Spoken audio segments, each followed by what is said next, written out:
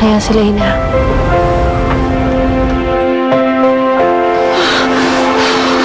Ingat kayo, Ina. Ito lang sana si Griselda. Sana yung alaga sa'yo. Nagpapainom na ang gamot ko yung ginagawa.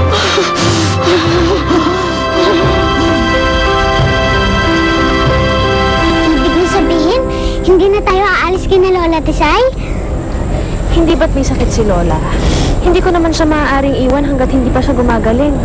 Hindi ko naman pwedeng iasa dun sa apo niyang pag-aalaga. Dahil mukhang hindi naman marunong mag-alaga na may sakit yun.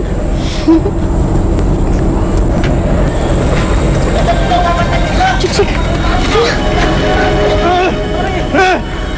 Bakit naman kasi napakagulo sa lugar na ito? Chik-chik.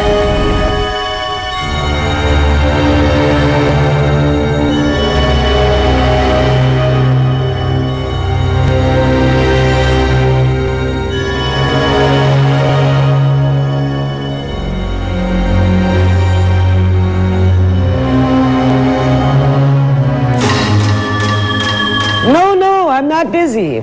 I'm just supervising my hoppers for my spring cleaning. Alam mo naman itong mga to. Pag hindi mo binantayan, hindi nila pagbubutihan ng trabaho. Really?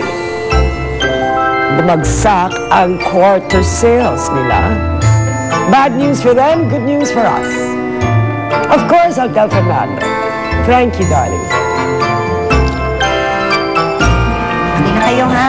Pagkatapos linisin, ito pa, marami pa tayong ayusin dito, ha? Uy, bilisan yung kumilos, ha? Tapos na kayo sa taas? Ma'am, yung attic na lang po. Eh, ba't hindi nyo sinama ang attic? Eh, ma'am, kasi wala pong susi doon. Eh, kay Sir Fernando po yung susi. Ang kabili-bilinan niya po. Wala doon po iba papapasukin doon sa kwarto dahil nasa kanya po susi. Ipasira ang pinto at buksan ang attic. Ah, hindi, ma'am. Eh, sabi nga po ni Sir Fernando. Hindi lang si Sir Fernando ang amo mo rito. Pag sinabi kong buksan ang pinto, buksan ang pinto. Sinabi ko nga po yun. Buksan ang pinto. Sirain. Sige po. O, sirain, ha? Halika kayo dito, ate. Ano ba? O?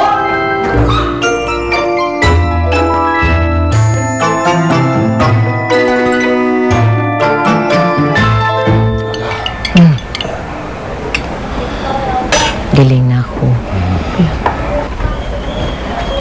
La, inumin niyo na muna ito. Makakabuti ito para sa inyo.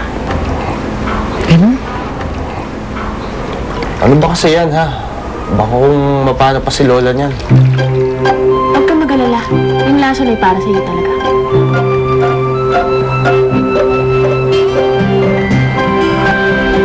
Kayong dalawa talaga, ha? Pagkatapos nito, Lola, magpahinga ka na, ha?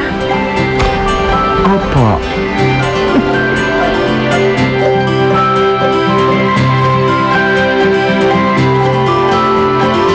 Okay na yan. Okay na yan.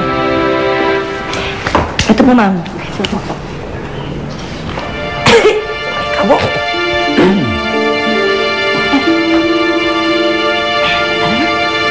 Matagal na ako nagtataka kung bakit ayaw pabuksan ni Fernando ang kwarto ito.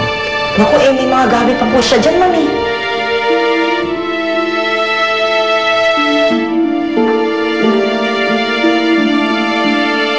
Iwan niyo na ako.